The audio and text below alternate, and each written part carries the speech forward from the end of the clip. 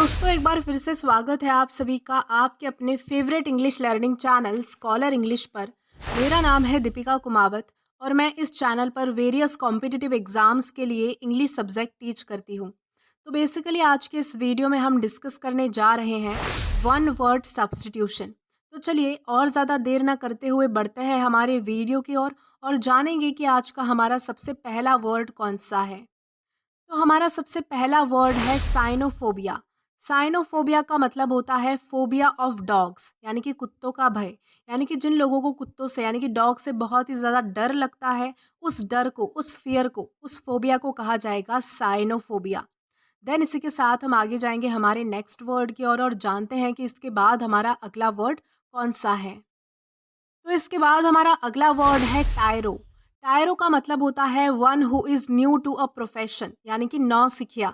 यानी कि जो व्यक्ति किसी भी काम में नया है, यानी कि किसी प्रोफेशन में नया है, नौसिखिया है, जिसे ज़्यादा एक्सपीरियंस नहीं है किसी काम का या फिर किसी चीज़ का, उस व्यक्ति को जो है वो टायरो कहा जा सकता है।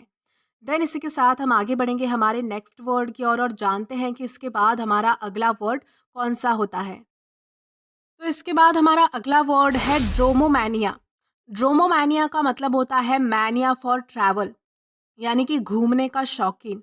जिस व्यक्ति को ट्रैवलिंग बहुत ज़्यादा पसंद होती है, जो घूमने का शौकीन होता है, जो नई नई जगह एक्सप्लोर करना चाहता है, उस व्यक्ति को कहा जाएगा ड्रोमोमैनिया।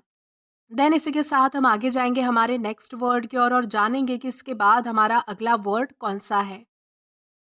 देन इसके बाद हमारा अगला वर्ड है अकम्प्लाइज। अकम्प्लाइज का मतलब होता है एन एसोसिएट इन क्राइम, यानी कि सह अपराधी। यानी कि जो व्यक्ति किसी और क्रिमिनल का साथ देता है, यानी कि जो किसी का क्राइम पार्टनर होता है, सह अपराधी होता है, यानी कि किसी एक व्यक्ति के साथ जब दूसरा व्यक्ति भी क्राइम करता है, उसका पार्टनर होता है, उस व्यक्ति को जो है वो अकम्प्लाइज कहा जाता है। देन इसी के साथ हम आगे जाएंगे हमारे नेक्स्ट वर्ड की ओर और जानेंगे कि इसके बाद हमारा अगला वर्ड कौन सा है।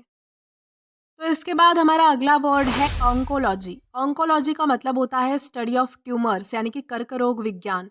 यानी कि जो लोग, यानी कि जो डॉक्टर्स जो ट्यूमर्स की स्टडी करते हैं, स्पेशली कैंसर्स की स्टडी करते हैं, ट्यूमर्स की स्टडी करते हैं, उसे कहा जाएगा ऑन्कोलॉजी। उस स्टडी को कहा जाएगा ऑन्कोलॉजी। देन इसी के साथ हम आगे जाएंगे हमारे नेक्स्ट वर्ड की ओर। तो इसके बाद हमारा अगला वर्ड है ट्रेसन। ट्रेसन का मतलब होता है the crime of betraying one's country, यानी कि राजद्रोह। यानी कि खुद की ही कंट्री से गद्दारी करना, खुद के ही देश से जो है वो धोखाधड़ी करना, उनके साथ गद्दारी करना, उसे कहा जाएगा ट्रेसन। देन इसी के साथ हम आगे जाएंगे हमारे नेक्स्ट वर्ड की ओर और जानते हैं कि इसके बाद हमारा अगला वर्ड कौन सा है।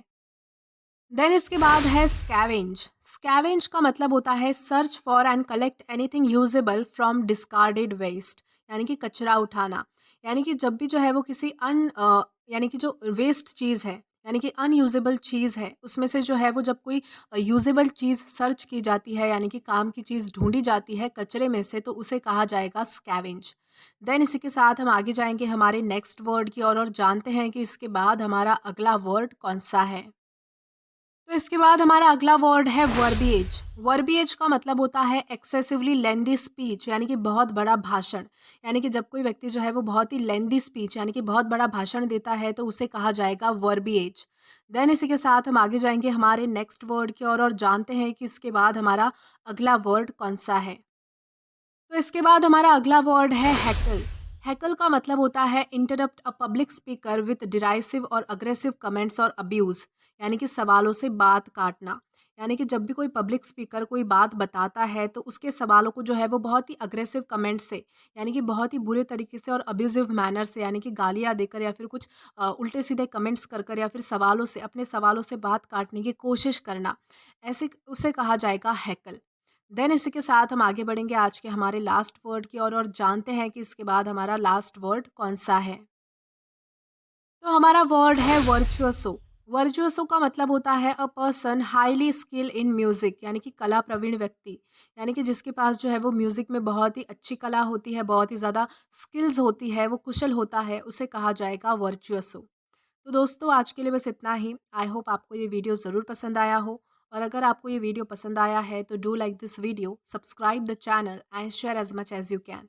और अगर आपने इससे पहले वाले वीडियोस नहीं देखे हैं, तो यहाँ पर मैंने एक प्लेलिस्ट प्रोवाइड की है, जहाँ पर आप क्लिक करके वो सभी पहले वाले वीडियोस एक्सप्लोर कर सकते हैं। Till then keep learning. Thank you.